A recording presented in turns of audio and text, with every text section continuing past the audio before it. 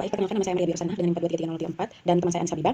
Jadi di sini saya akan presentasikan proyek UAS kelompok kami yaitu tentang Food Diego. Di mana Food Diego adalah aplikasi food delivery multi-platform. Nah, di sini proyek ini kami menggunakan Flutter sebagai client side dan Go dengan Fiber sebagai server side. Oke, baik, selanjutnya kita akan lihat pada bagian front end. Di sini kita clean code, lalu kita bagi ke dalam dua bagian yaitu front end dan back end. Lalu selanjutnya kita ke restaurant.dart. Restaurant.dart. Nah, ini adalah entitas restoran. Perhatikan di bagian sini, di bagian kode ini, tidak ada import footer, tidak ada import DIO, tidak ada import apapun. Jadi entity ini adalah representasi data murni yang tidak bergantung pada teknologi apapun. Inilah inti dari clean arsitektur, di mana domain layer benar-benar bersih dan referensi luar. Berikutnya kita ke bagian restoran repository dart. Restoran repository dart. Nah, ini adalah repository interface, di mana kontak yang mendefinisikan operasi apa yang tersedia, domain layer hanya tahu interface ini. Dia tidak tahu apakah datanya dari API, database, atau file lokal. Ini yang membuat kode mudah diubah tanpa merusak bagian lain. Selanjutnya kita ke restoran.dart. Restoran.dart. Ini adalah use case, di mana ada satu kelas atau satu kelas dan satu tugas feature, satu tugas. Jadi di sini get restoran ini hanya punya satu fungsi, yaitu ambil data restoran. Kenapa perlu use case? Karena kalau ada business role seperti filter restoran aktif saja atau urutkan berdasarkan rating, lalu logikanya ditaruh di sini, bukan di UI dan bukan juga di repository. Berikutnya itu restoran model.dart.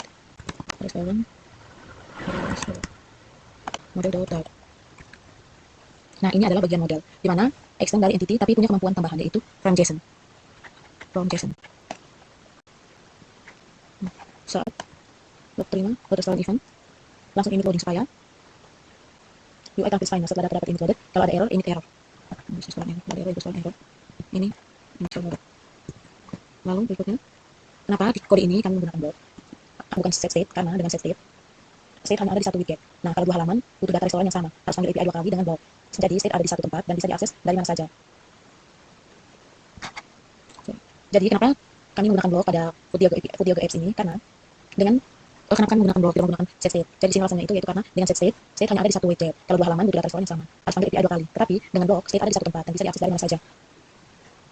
Berikutnya itu kita ke presentation layer, mana di sini deh, homepage.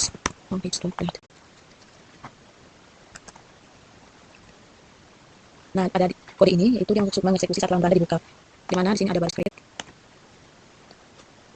restoran ini blok dari artikel ini. Terus ada juga add load restoran event.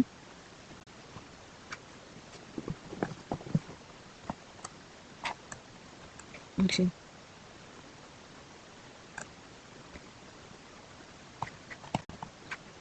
Jadi pada kode ini itu saat lambrana dibuka baris create ini untuk mengambil dari get, lalu langsung mengirim event untuk load data. Ini yang menyebabkan spine muncul dan data restoran terbuka.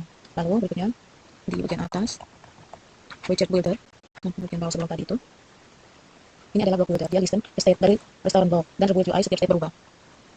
Kalau state adalah loading, tampil spine. Kalau loaded, daftar restoran dari state restoran. Kalau error, tampil pesan error dengan icon wifi off. UI tidak perlu tahu bagaimana data diambil, dia hanya bereaksi terhadap state. Block.dart. Jadi di sini ini kode ini merupakan saat user tab atau klik ditambahkan keranjang, dia otomatis menambah atau add to cart event dikirim, mengirimkan tadi yang client atau pembeli tanda untuk menambahkan keranjang. Lalu cart block mengecek apakah item sudah ada. Kalau ada, QTI ditambah 1. Kalau belum ada, QTI ditambah 1. Kalau belum ada, item baru ditambahkan ke list. Lalu ini cart update.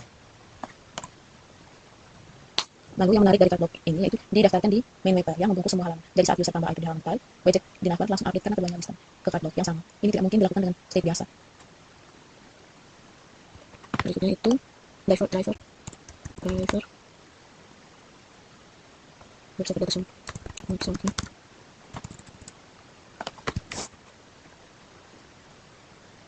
Jadi pada file ini saat connect dipanggil, kita mencoba connect ke backend. Nah, pada kode ini saat connect website channel. Dimana di sini saat connect dipanggil, kita mencoba connect ke backend via WebSocket di sini. WS kalau satu ini. Kenapa pakai string bukan filter? Karena taking driver adalah data yang terus mengalir. Dia cukup ambil sekali. Feature selesai setelah satu respons. Jadi string terus hidup dan bisa init data berkali-kali. Dari sini kita pilih untuk menggunakan string. Lalu kalau WebSocket gagal, ada fallback simulasi menggunakan timer yang init update setiap 3 detik. Ini membunuh syarat handling connection terputus. Lalu berikutnya itu taking page.dart. Di mana semua kode ini cara kerjanya setiap request masuk dibuat cage key dari pattern query string.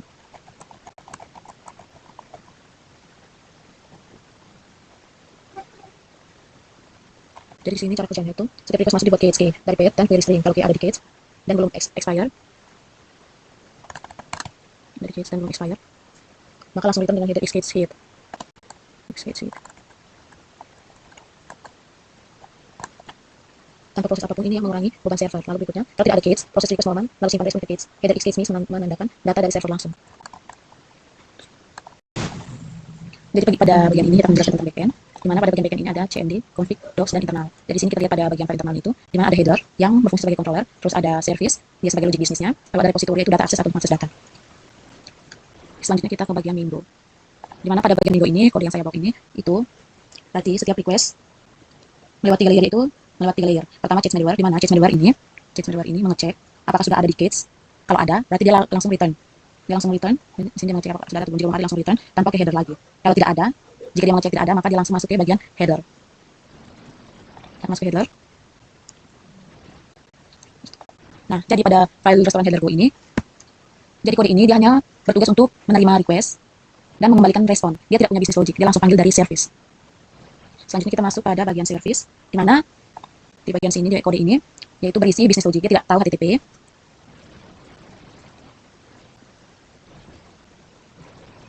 tidak tahu database, hanya tahu business rule. Ini yang disebut logic business terisolasi.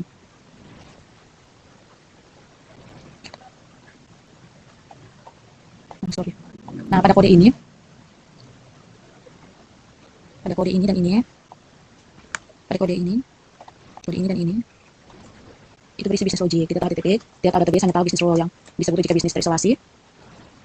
Lalu pada bagian ini, repository bertugas akses data. Kalau nanti mau ganti dari data hardcode ke database MySQL atau MongoDB, cukup ubah di sini. Header dan service tidak perlu diubah sama sekali. Nah, pada kode ini, saat klien connect, dia didaftarkan ke map klien. Saat disconnect, otomatis dihapus dari maps menggunakan defer. Ini yang disebut manajemen klien yang efisien. Tidak ada memory lag. Di footer, kalau web socket terputus, aplikasi otomatis fallback ke mode simulasi, sehingga user tetap bisa melihat tracking bergerak, meskipun koneksi server bersalah. Ini yang disebut koneksi terputus. Cek dulu, berikutnya kan.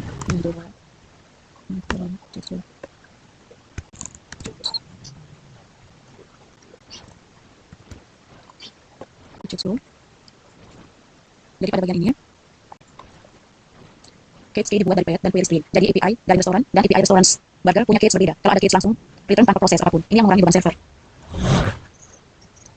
Lalu berikutnya, baik di sini kita akan mulai demonstrasi aplikasi Flutter, di mana ini adalah halaman login. Kami menggunakan Outlook untuk validasi email dan password. Perhatikan tombol masuk ini. Jadi tombol masuk ini akan disable dan muncul di Finder saat proses login berlangsung. Ini adalah outloading state dari blog. Oke, sekarang kita masuk ini. Setelah login berhasil, setelah masuk email dan password, kita klik masuk dari sini. Setelah login berhasil, Outlook mengeluarkan out success state dan aplikasi otomatis berpindah ke halaman beranda. Jadi, di halaman beranda ini ada data restoran, di mana data restoran ini diambil dari back and go menggunakan restoran blog. Saat pertama load, restoran blog mengeluarkan restoran loading state. Seperti yang awal tadi itu tampil loading spinner. Nah, setelah data berhasil diambil dari API, muncul data restoran ini. Ini adalah data restoran.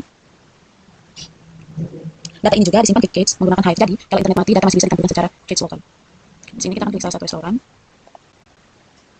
Nah, di sini ada tambah ke keranjang, di mana saat user tadi saat klik restoran, aplikasi masuk ke halaman detail restoran ini. Jadi di sini menu blok memanggil API backend, tergaring API dan restoran dan ID menu untuk mengambil menu spesifik restoran tersebut. Nah, di sini di pojok kanan ini ada icon tambah keranjang, di mana saat user menambah satu item atau menambah setiap item ke keranjang, cardbox menerima add to cart event dan mengeluarkan cart update state. Perhatikan batch icon keranjang info ini langsung update secara otomatis ini karena cardbox di-share ke semua halaman. Lalu di sini ada lihat keranjang. Di halaman keranjang, cardbox menampilkan semua item atau item yang tadi sudah ditambahkan beserta total harganya di sini. Dan oke. Di sini ada lanjutkan pembayaran, di mana di halaman pembayaran ini user bisa pilih metode, yaitu metode bayar seperti COD, transfer bank, GoPay, OVO, atau Dana. Setelah kita lanjut bayar, setelah pembayaran berhasil, muncul halaman konfirmasi dan user bisa klik lacak pesanan. Di mana di lacak pesanan ini adalah fitur real-time tracking driver yang menggunakan WebSocket dan Stream. Ini yang membedakan aplikasi dari aplikasi biasa. Nah, Flutter di sini Flutter terhubung ke backend via WebSocket di endpoint. Data tracking diterima sebagai stream dan ditampilkan menggunakan stream builder. Jadi UI update secara otomatis seperti ini. Setiap ada perubahan status dari driver tanpa perlu refresh manual. Perubahan seperti tadi perubahan pesan diterima, sedang dimasak, telepon jemput, dalam perjalanan dan pesan tiba. Berikut di sini kita akan kembali ke Anda. Baik, ini merupakan sebagian UI yang aksesnya melalui lompatan HTTP localhost 8080 sebagai HTML. Di mana di sini ini adalah dokumentasi API otomatis menggunakan Swagger atau API. Di sini di dari komentar kode Go menggunakan library Swagger. Di sini kita klik di API restoran. Kita sudah dibuka, kita klik di sini. Kita bisa semua info langsung dari sini. Di sini get itu fungsinya untuk mengambil data kalau post.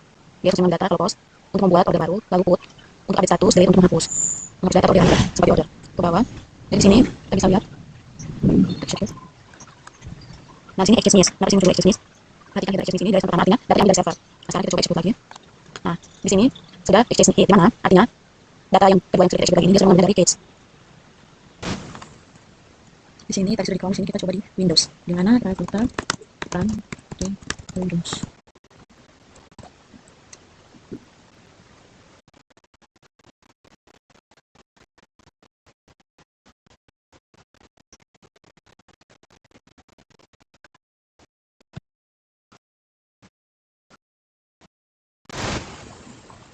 Nah, ini untuk tampilan bagian Windows ini. Sudah tertampil di bagian Windows-nya.